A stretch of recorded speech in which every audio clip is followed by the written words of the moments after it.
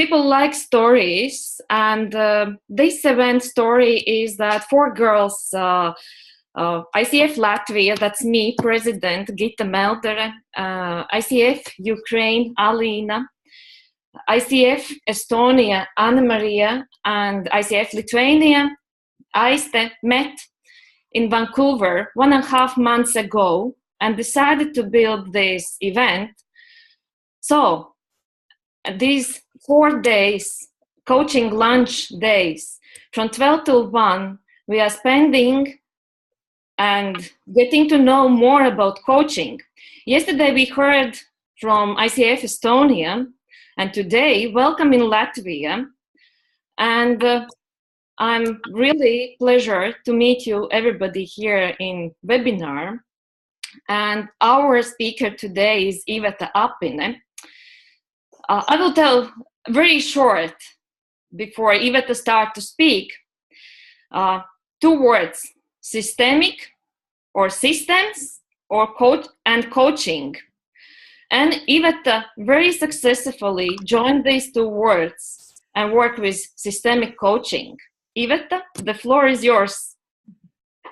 Thank you, Gita, and good morning, everyone. It's a pity, of course, that I can't see you, but I understand that you can see me. And we will be working today in English. And my name is Iveta Apine. I am part of ICF Latvia for ages, I think. And as long as I'm involved with coaching, I also study and train people in systemic work. And at some point, I discovered that systemic coaching is a fantastic tool. And this is why I'm here also. And I would like to share really from the basics what the systemic coaching actually means and how you can use it in your coaching sessions. So I go really practical. I will try to be brief, and if during the webinar you have questions, I would be happy if you really write them right away, so you don't listen with the question in your mind, but you just write it to me, and at some point I will say that I see it and I will try to answer it also. And for me this is very important, because then I see that you follow and I can check where are you, since I don't see you. A little bit technical stuff. Yeah. For participants, everybody, you can see the very bottom line that there is possible to write. There is a chat button, and also you have a possibility to raise hands. So next to your word there is possibility to raise hands. So yeah, thank you, Gita. And technically Alina will help me with the presentation, so after a slide I will say next slide please, and thank you so much, Alina, for doing this for me. So and this is a very systemic way to start. I would like to tell who I am, what I do, and what you can learn from me today. I am Iveta. I work with coaching since 2009. I really work quite intensively.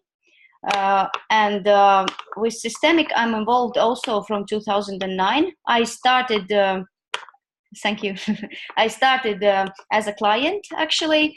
And somehow this technique was so embarrassingly working for me that I decided that I have to go for it and learn what it is. So I started really as a client, coaching client, and then I went on to become a professional in systemic coaching. Besides coaching, I am doing business trainings for 16 years. I have worked a lot with businesses and also with government sector organizations. So basically the plenty of experience I have, I hope I will be able to give something to you today. And we go to the next slide.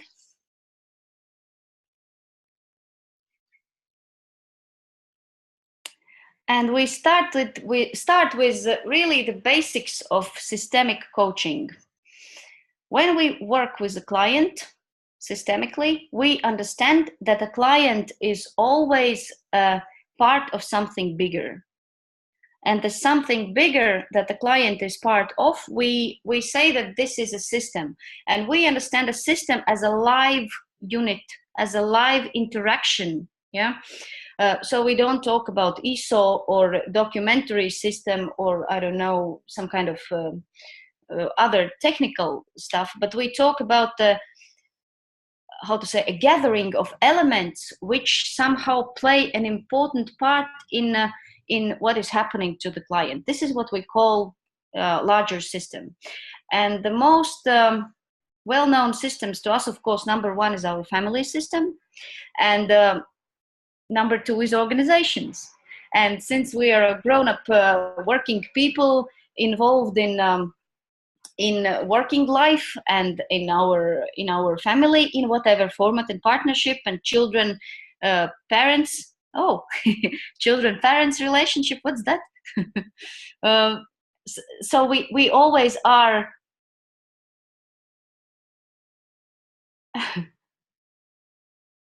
yeah, we always are a part of something bigger. So families, organizations, teams, also coaching community. And to have you know, to get you some grasp of it, imagine now you see me in your screens. If you look at the sides, you see my face and all of this.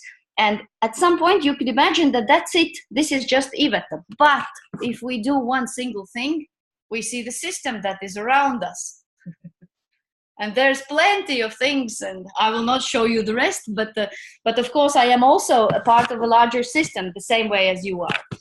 So that's maybe a small example. So when we're talking systemically with the client, we understand that the client has come one of him, but with him, he has taken plenty of things. These are his connection to a larger system. And I see that I also have a question. Aha, thank you, Iveta. Yeah, and we go to the next slide.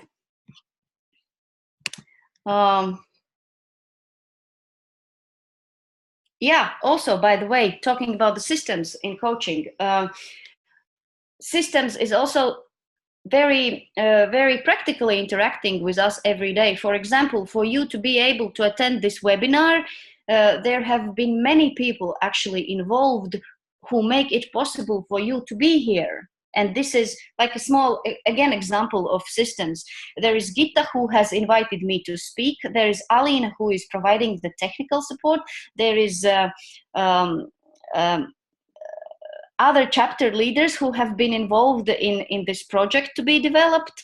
There is the technical part that is in it. And of course, there are you participants. And we together also form a system. So another example, maybe it works better. So the second slide, which I would like to share with you, is that the client comes alone usually, or a team, but still it's a team, one unit. But he brings the issue he is willing to solve. Okay, he is having something that has been tricky enough for him to find somebody whose help he needs.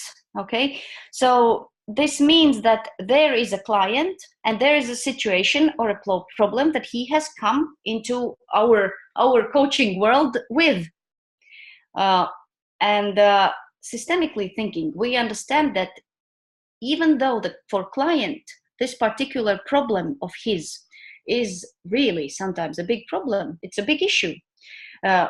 We think systemically, and we understand that for a larger system, a part of which a client is, this could be a good solution.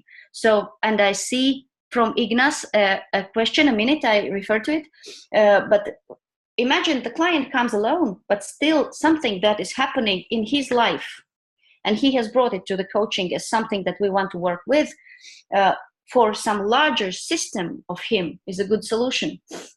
So a little bit of systemic thinking, but we will continue on and I will explain more. And now I check the chat. I think I accidentally did something. Oh, okay, clear. And we go to the next slide.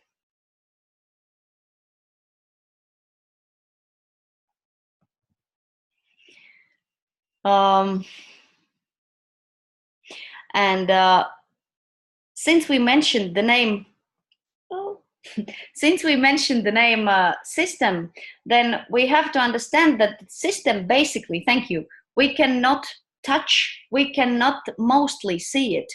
And this draws our attention to the fact that systemic coaching works with the conscious information, and that is the part that client talk about.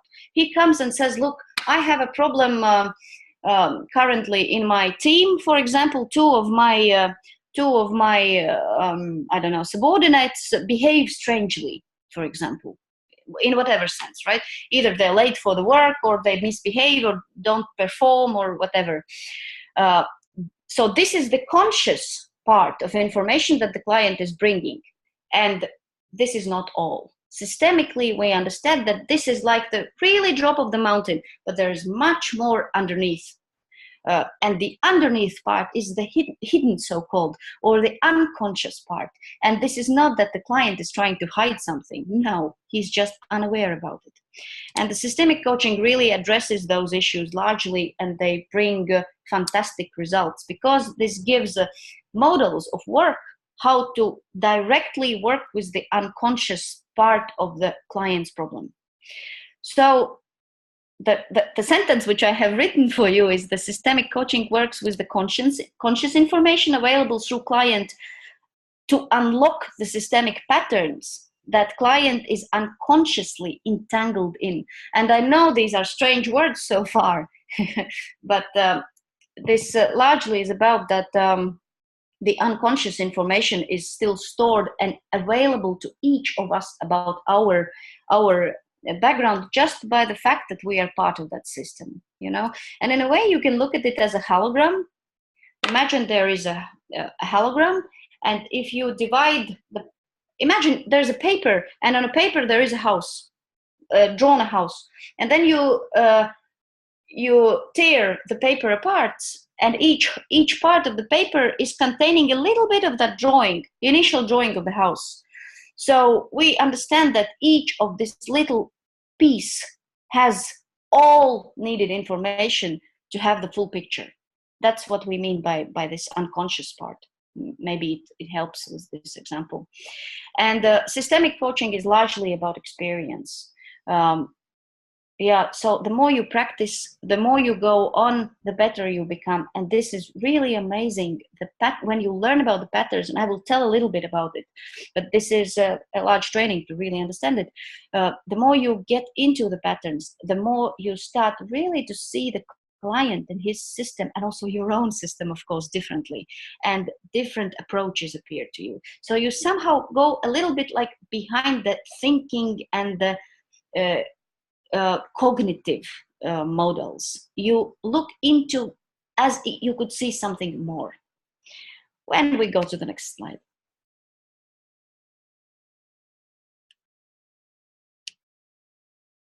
Yeah, so systemic coaching involves 3 large parts. And I would be happy to explain you a little bit about each of them. And the first one is systemic coaching attitude.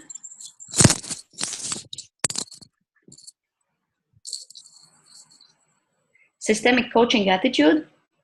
The other is the coaching technique as such, so how we do it technically. And the third one, and this is also something that is very distinctive about the systemic coaching, that we learn a lot about how systems work. We become experts in experiencing and really exploring how live systems actually work. And there is also a lot of theory about the systems. And I will just in short details also explain to you this today.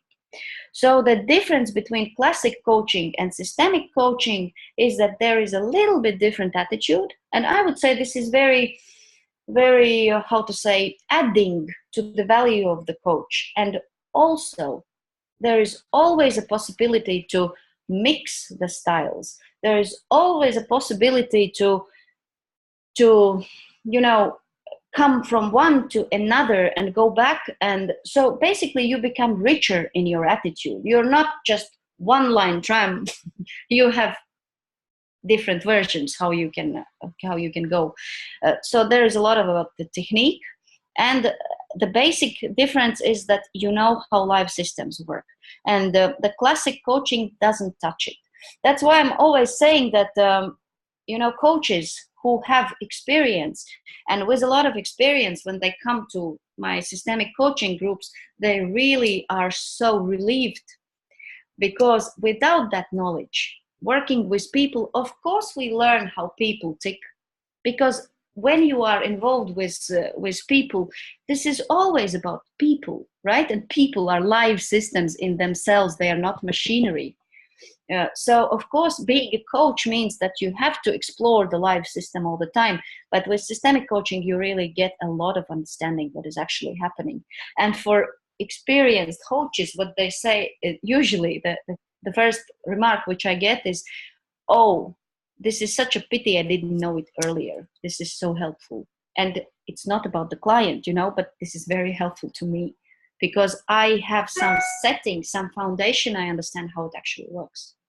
So I found it really nice, and I really hope you will enjoy it too. And we go on.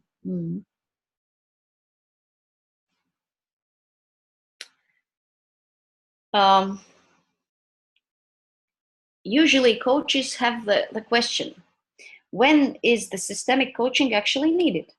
And this is a very good and relevant question. And let me explain you in short. If the way you work with your clients works for you well, don't look for anything else. If you as a coach are satisfied, you are successful, and you really feel that it's good, don't look for something else.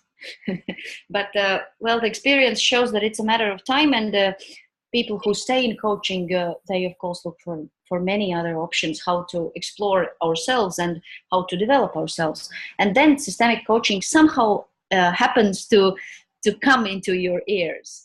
But for clients, when the systemic coaching is a good solution, when clients come to you with a problem or a situation that exists for a longer period of time. For example, yesterday I had an event within the coaching week in Riga, and I had two ladies who said the same thing. They said, well, it seems that we have such a strategy, both managers experienced with really good record of practice, and they say it seems that in our working life we have such a pattern that we go for an interesting job, we build the job, and then we get so burned out that we just leave that place. And you know what?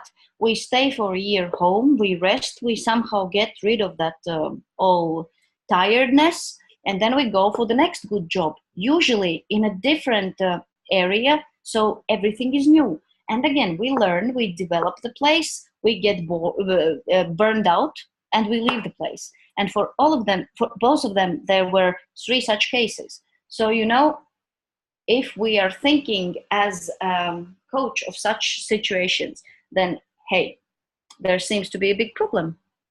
And this is okay. We can spend the rest of the life like that, right? And many people do it like that. But if we look systemically, we kind of hear immediately that, hey, what is it actually? What is it that you're doing? And why do you do that? So there is a problem that is repeating in this case, but this is also a problem that is happening for a longer time. So these are the cases where we definitely can check systemically what's happening, and there usually is definitely a large systemic component in that thing that people are working on. And if we we can go, of course, different strategies. We can work on that client with, the time management, the energy saving, some routine work, right? How they can learn the work-life balance and planning and so on. But you see, the problem is that this will not solve the long and repetitive pattern of that issue. This will not solve it. That is the problem. And with people on high management positions, this is really crazy, because people burn out, completely burn out. There are people who after 20 years in top management positions say, I hate it. And this is a big loss for them and for the community. So these are probably one of the many cases where systemic thinking might help. Then, when else? When there is an unclarity. And I don't know what is your experience, but in my in my coaching practice, I really love working with people who are unclear. And well, this really is my passion because people who are very clear, I'm always wondering, why do they need me? If they come with a settled goal, they are logical, they are motivated. And it doesn't mean that they don't need a coach. Of course they do. But this is always a question of, probably also your personal interest. But when you work with a client who is really unclear, there's so much to discover. And these are usually so specific periods, so unique periods in life when basically a human is born. Because out of this unclarity, it is clear that something will be born. So maybe this is why I love it, but this is usually one of the signs when there is a systemic component which a person is not aware about. Yeah, remember I mentioned in the first slides that systemic is largely about the unconscious material. So when people are very unclear, it is clear that they are very much connected to something they are unconscious about. And that's where systemic can help. And when other methods do not work anymore. And this is really important when you have tried out everything and they still come back to you and say, look, I did what we have agreed and I did all that, you know what, nothing works. Then maybe it's also time for systemic. And we go to the next slide. And I promised you to tell about the three things: the attitude, the technique, and the systems. So we start with attitude. And the basic attitude of a systemic coach is at the beginning very strange, because what we do, we stop concentrating on the details. And I know this is tricky part with the ICF competences. And I still believe that this is very in line with ICF competences. It is just a little bit different understanding. So what we do, we first, in a way, become a little bit like laid back. And we kind of do something to our internal attitude in a way that we don't look so concentrated directly on the details, which is the classical beginning coach competence which we train is this active listening. Yeah, this is still active listening, but it's in a little bit different way. It's like you become very aware, you are very present, but you don't listen only to the details. You broaden yourself. I have worked with coaches, with horses recently, and I learned so much from horses. And they are very systemic animals, and even their whole body is developed in a way to be systemic. Their eyes see a huge angle. They see almost 360 degrees. The only two things they don't see, it is right in front of them and right in the back of them. But they see the whole scope. So in a way, systemic coach becomes a little bit like a horse.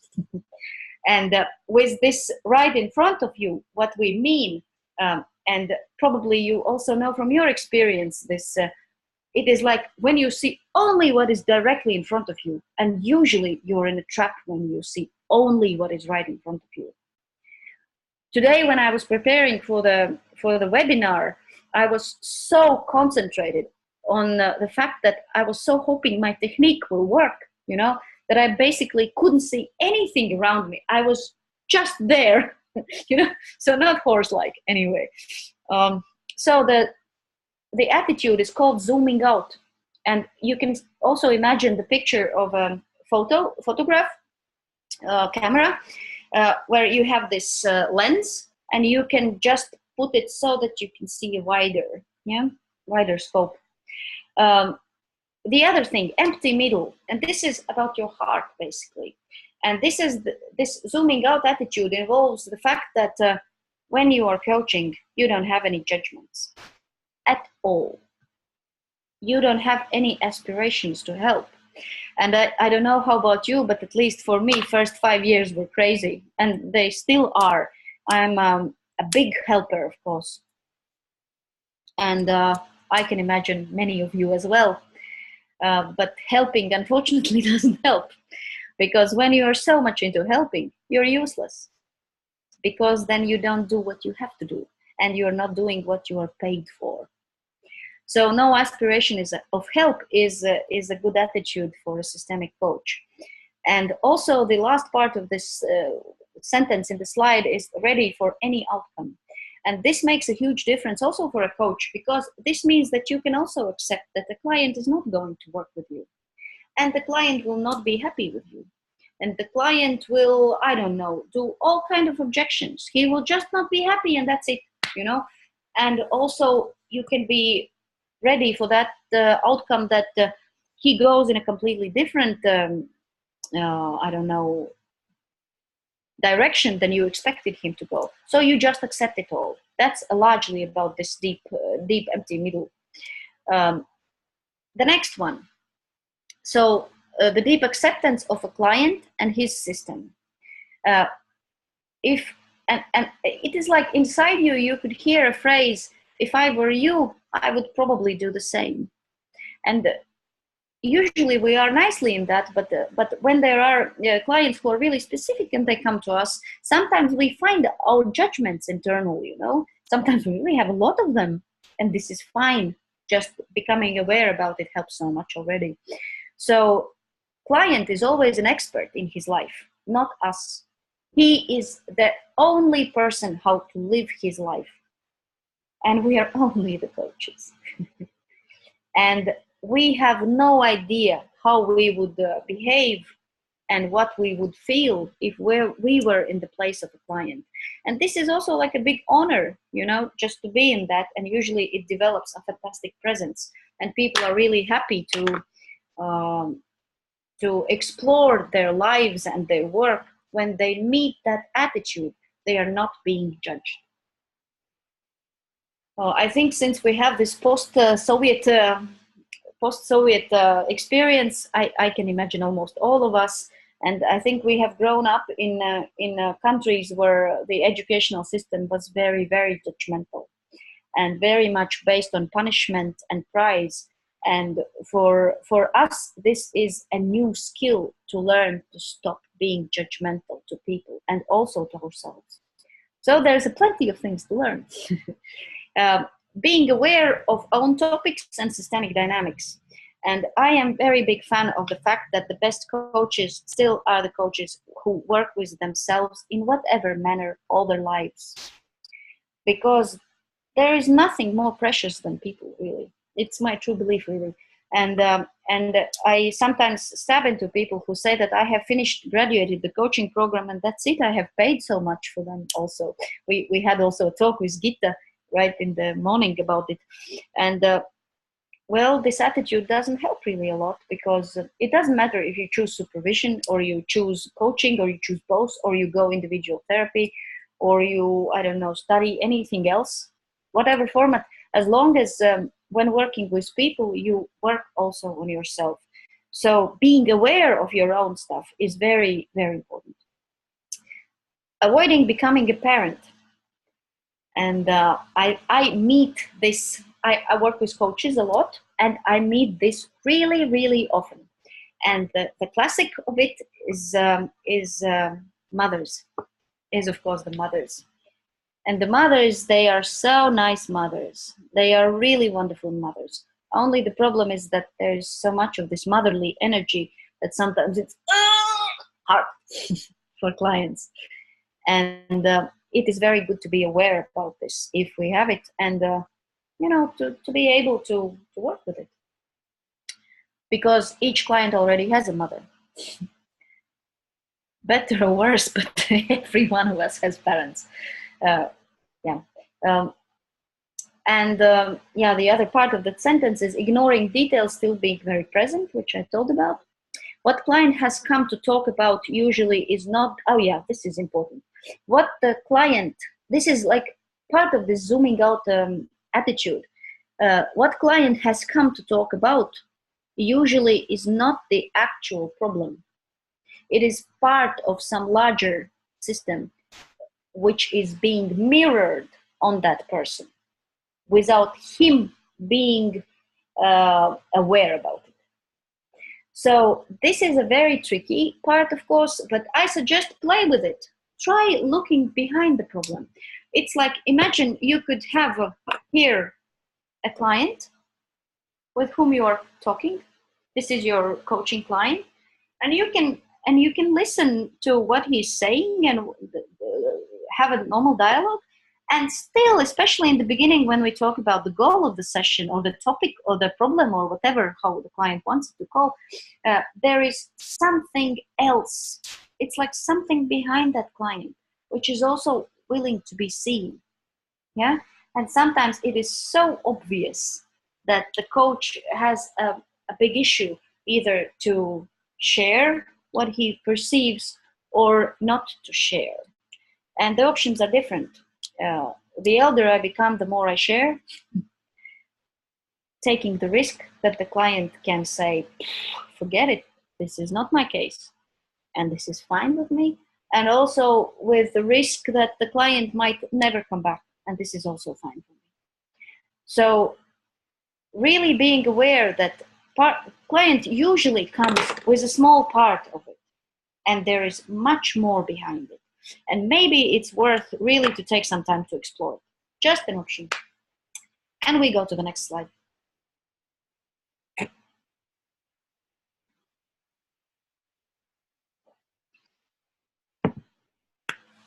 And the next is about the systems. And this is a really big topic, which I have put into one slide. And I apologize, I will not be able to tell it all so that all of you understand it clearly. This is not possible. But I will do my best to explore the basic concepts of what we mean by knowledge about the systems. And you see those two animals on top of that slide, and they are fighting.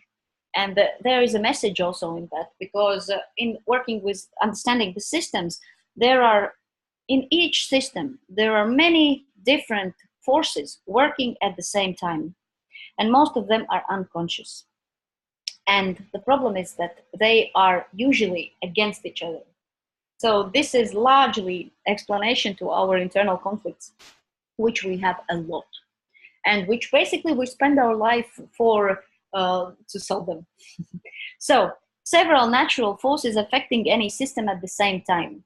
And they are called consciousnesses in the classic system phenomenological work. And there are 3 levels of them, which we usually talk about. And the first one is the personal conscience. The second is systemic conscience. And the third is evolutionary. I will not spend a lot on it. I will just explain so you have some idea about it. On the personal level, personal conscience level, basically, this is the best level which our mind is friendly with. This is the level which we can understand. This is the level where we can be aware about. And this personal conscience basically deals with how we belong to the group. Personal conscience is, we can sometimes feel it as an internal organ within us, and this is working so nicely. And it always reacts when we come to the border of not belonging, for example, to a group. Let me give you an example. For example, you have grown up in a family where everyone was a doctor. If somebody has grown up in a family where everyone was a doctor, maybe send me some I don't know, yes in the chat form so we know. Or everyone was a teacher, or everyone was a therapist at some kind, or everyone was an engineer, or I don't know what else, or was an agricultural worker, or everyone was living in the countryside, or everyone has gone to the high school, or everyone has a good social status, or everyone has I don't know what else, you can imagine yourself. So, and you are the next generation who decides that I'm not going to be the doctor, or not going to be an engineer. I can tell also a very personal story. My parents, my father was a mathematician, and and my mother was a chemist. And for them and for me, it's not about them, it's about me. And for me, it was extremely, extremely hard to find, to even dare to find a profession that is not technical, you know. And when I am talking to them about me being a coach, they still ask, honey, what do you do? What is this? You know, and this is so nice when you understand systemically that it is just part of my loyalty to the system. It's my personal conscience that signals me that, hey, Iveta, by you being a coach, you are on the border of not being accepted as a member of that family anymore, because you are doing something that is not known to that system. And the question internally, on a personal conscience level that I have is shall I still be a daughter of my parents if I choose not to belong in that way? The good thing is that I still am, but there is a complicated feelings inside. So but maybe this works for you as a small example of what personal conscience is. And then the systemic, I could spend 3 days on that, but the amount is limited of time. So I go to the next one, and the next one is systemic level. And on the systemic level, you know, it is simple. Also, by the way, I just give you a family example because this is the easiest and the most close system to each of us. So I think we can learn better from that. But the personal conscience every day is signaling us at our work, because we also belong to the organization. And let me give you this example right away on personal still, on organizations. For example, if you have worked for some time, long time, or you have been doing something really important at work, at one position, one job, one enterprise, one country, whatever is the amount, and then you leave that job. What is happening internally? And when are you clear that you are really leaving that system? Because the work is a real system. And when you stop being the CEO, what is happening to a CEO? Mamma mia. First, they are relieved, but then the question, when do they actually stop being part of that organization?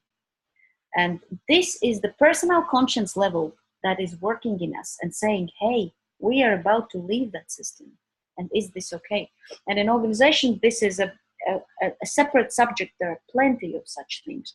So personal conscience is in every system. And the good thing is that we can catch it by that feelings. The second level is systemic. And the problem with systemic is that this is completely unconscious.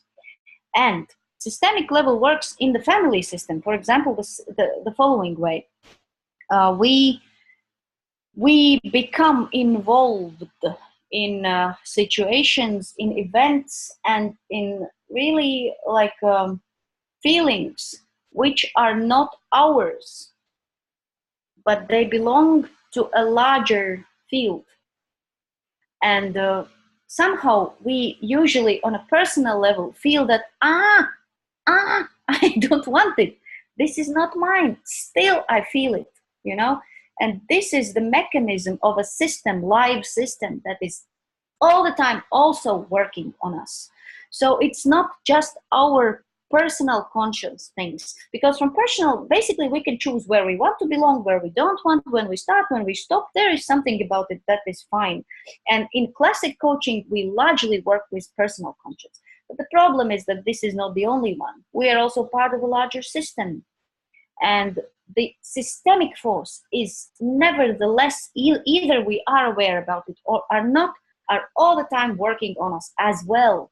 And for a coach, I would say that this is a really top discovery to understand how those forces, well, I'm not sure we can understand it, but at least to have the idea and experience exploring how these mechanisms work on each of us, you know.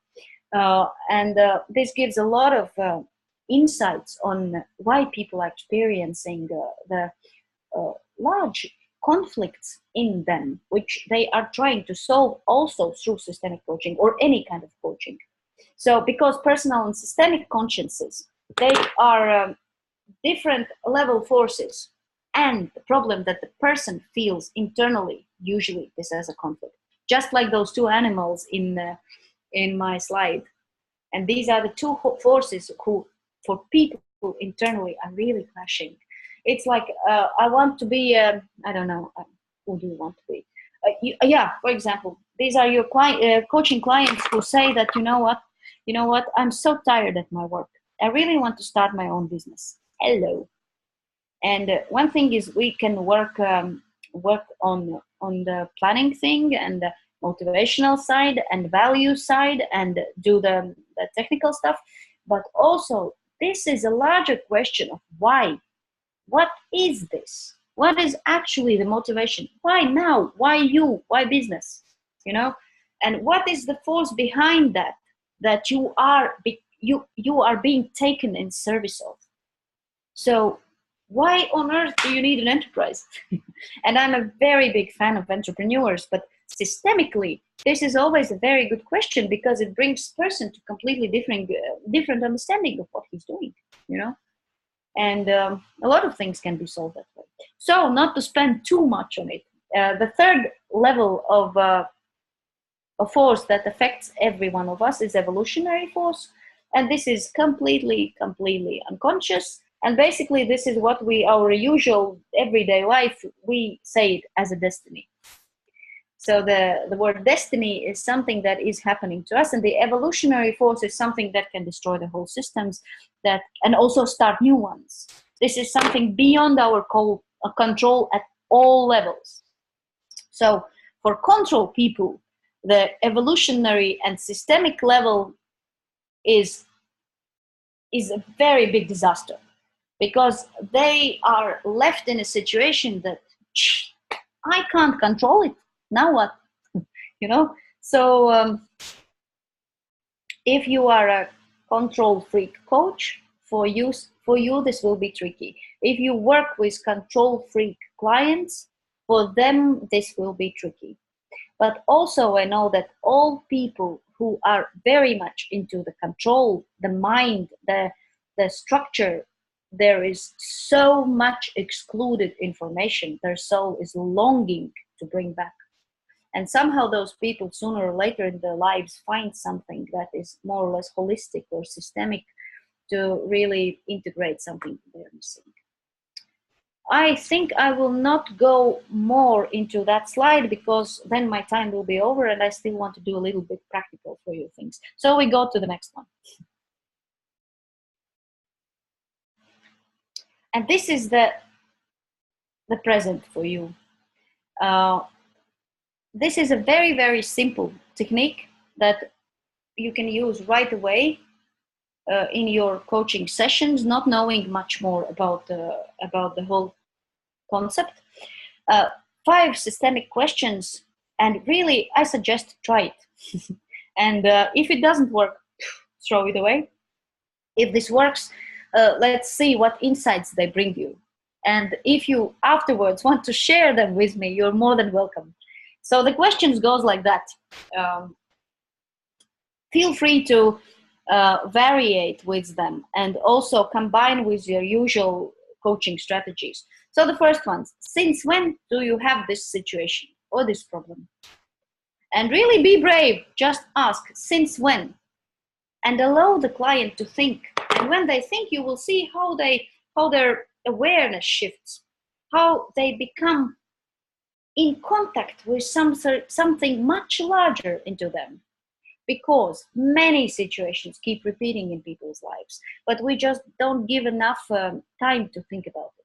So since when do you have this situation is number 1. I really love this question. What else happened in that time, around that time in your life or the life of significant others of you? For example, people discover very funny things. People come to coaching session with a question, and I have such, with a question that I have lost motivation in my work. I have always had a drive, but at some point, I lost it. So this is quite classic situation which you can explore systemically. And you could go, for example, with this question: what else happened? When did it start? Since when? And what else was happening in that time in your life? And allow the person to really be broad, like a horse, to see around, to really explore what else was happening in their lives at that moment. Because you see, many of us, we are so fixed on details that we just keep excluding the rest, even up to the level that people think that when they talk about work, they don't talk about anything else. How can you talk about work and not talk about your life? It's like, sometimes this really seems funny to me, because how can you talk about something that is divided out of your life? It's like your work is not your life, or what? So allow people time to really think about it, and they will find very interesting things. And usually large family events happen at that time, or monetary events, or I don't know, anything. But it's usually much more than just the work and the motivation. Just example. If it doesn't work, throw it out. The next, did anything similar happen elsewhere in the system at that time and place?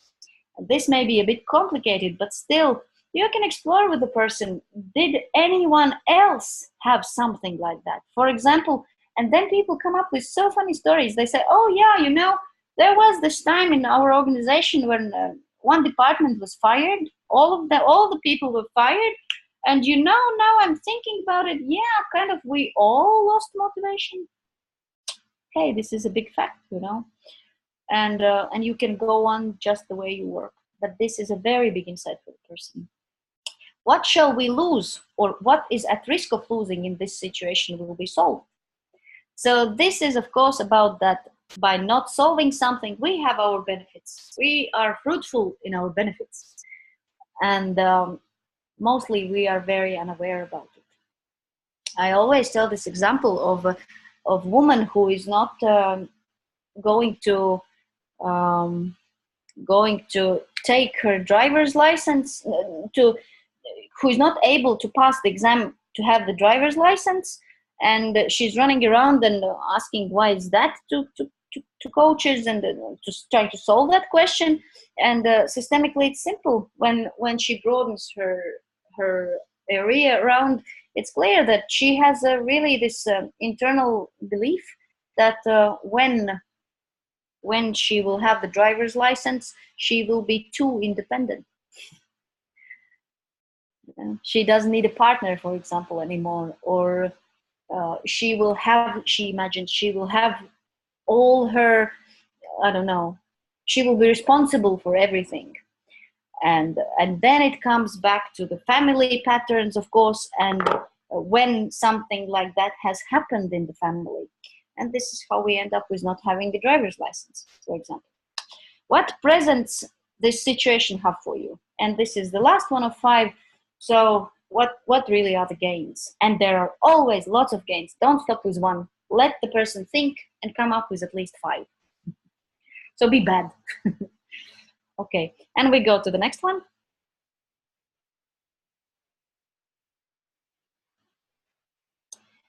And we have 10 minutes left, and I will finish quickly. So systemic coaching training techniques. In the systemic coaching, we use systemic coaching questions. We have systemic dialogue. We use a lot of so-called systemic constellations, small parts of it. If you are, I can imagine many of you are aware about, know the constellation method. So we combine coaching with constellations, but in individual setting. We use so-called floor anchors for that, not people. Those who know constellation work, we don't use people, but we use floor anchors, and I teach how to work with them. And we use figures. Unfortunately, I don't have any of them with me now, but small figures which we set on the table, and we can perfectly, immediately see what is actually happening in the system. So this is a really, really nice tool. Most people who learn it use it. And of course, it's much easier to work with figures than with systemic questions. because it's also obvious to the client, and this is not a voodoo magic. Then we use systemic exercises for accessing systemic principles and exploring them. And there's a lot about systemic rituals and meditations. But there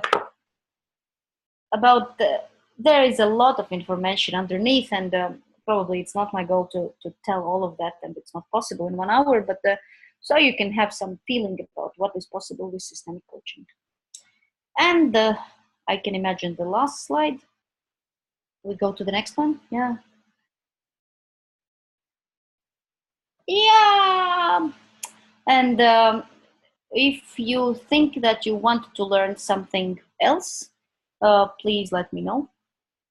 And in the beginning, we have 7 minutes, and I would be happy if you have questions. You were, oh, I see one question. I missed one question.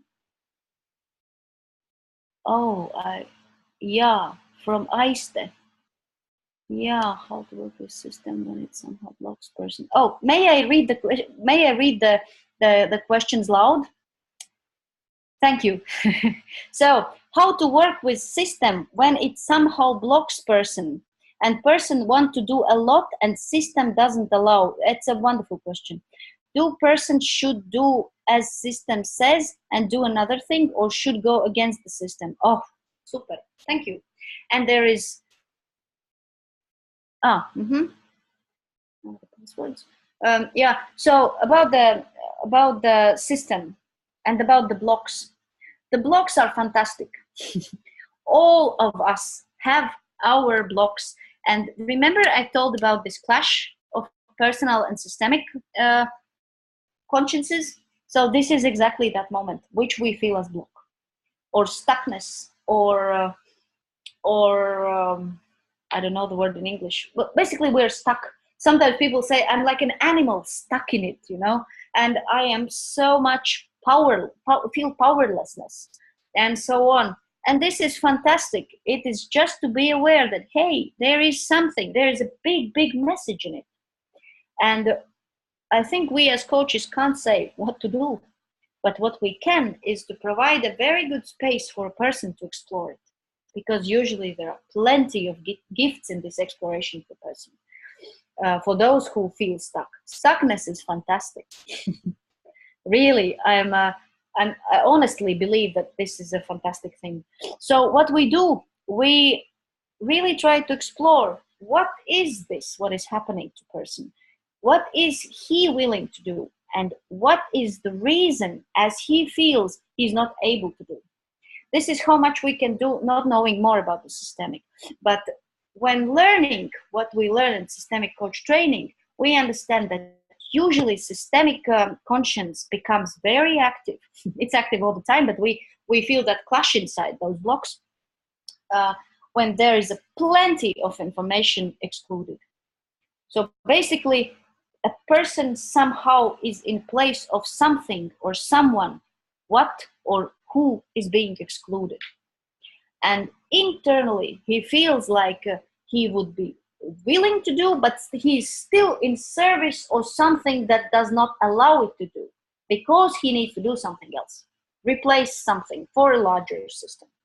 And sometimes good dialogues are enough to explore it. By the way, experienced management people are very systemic in their thinking. It's just that they are not aware about it. They don't have the names for it. They don't know what it is. But if you open that subject and you don't force with the willpower, you know, and the setting goals and the planning and the structure, but you just allow this to arrive. You just allow in your session to arrive the answers from the unconscious. This opens a completely different field. And I see more questions, which I'm very happy about. This is technical. Thank you. Okay, so I am probably about to finish. I hope this was of interest to you. Thank you. Thank you, Iveta. Dear participants, do you have questions you could ask right now? You can unmute yourself and ask question. Yes, I have a question. So it's Lara Homans from Ukraine. First of all, Iveta, thank you very much for the great explanation of the systematic coaching you just did. Yeah, and it resonates very much with what I'm doing as a transformational story coach. But my question is, are you explaining the system, the approach, and the model you are working as a coach to your potential clients? No. Or you are just using during your coaching conversation? Okay. Yeah, mostly I don't explain anything, except when there are people who are so much in the head and they are so scared to leave that place. You know, that they need extra help by explaining. And I also have books, and I am bad enough to also give books to my clients, and they read. And sometimes this like adds some additional piece, you know, and then they can trust more. They don't think that I'm doing magic to them or something. But most of the time I don't explain anything. I just allow them to experience it. And those who are afraid, they usually don't come to me. Okay. No, I agree that coaching is a very brave profession. And the people who are coming for coaching, definitely they need to be able to explore much more and to be brave enough to explore. It's necessary to have a courage. I agree. Thank you very much. Thank you. So some more questions. We have 2 minutes left.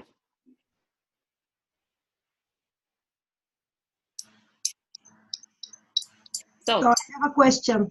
Yeah.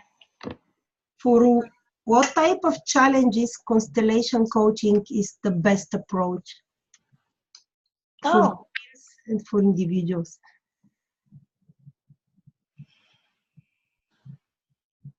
For unclarity. For situations. Oh, maybe I'm too close. For situations where there is a lot of unclarity. When a person is really stuck, when lost, given up, as this is what comes to my mind. But really, there are plenty of situations where people can really benefit from. But when a person is completely stuck, you know, the classic coaching doesn't help, because he cannot think of any way to go out of this. And then the systemic gives a nice boost, you know. At least I experience it, so I hope it helps. Oh, yeah, thank you so much. And the last question about the teams. Yeah. How constellation coaching work with teams? Oh, this is also a very good question. We see teams as always part of a larger system. So I am always asking the question, why should the team be so powerful? Why should we need a very strong team? What is this a solution for in a larger system? And usually, you know, people try to build strong teams when there is not sufficient leadership in a larger level.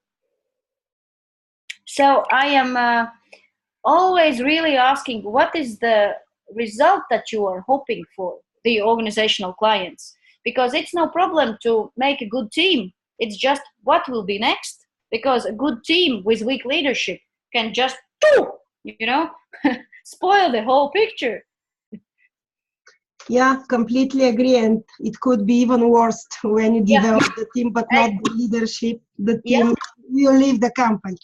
Yeah, I agree. And sometimes by creating strong teams, we do so bad things to leaders. Yes. So you also are using systemic coaching with the teams, but first, from what I find out, you are working with the leaders. Yes, I always tend to work with leaders first. Because if you intervene with people on higher level in organizations, then you can get more results, more powerful results. And the higher in the hierarchy, the more the spectrum they can influence. And this is why it's, for me, so important first to check if this is fine.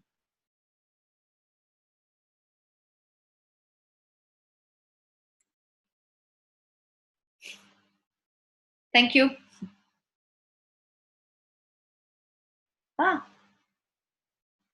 Nedzirdu, tevi nedzirdu.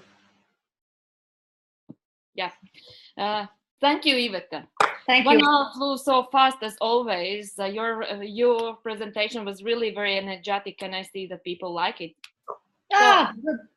Yeah, and as you said, yeah, the client is an expert only about his or her life, and we are just coaches. And I really wish to everybody who participating in this webinar to grow, yeah, to be curious and grow and be good coaches for our clients. Thank you, and dear ICF Latvia, tomorrow is your day. Are you sending the presentation to us after the seminar? Do you want? Yes, please. Okay, fine. Thank you. Thank you so much. We close this webinar. Bye-bye. Have a nice day. Thank you. Thank you. Thank you so much. Bye. Bye.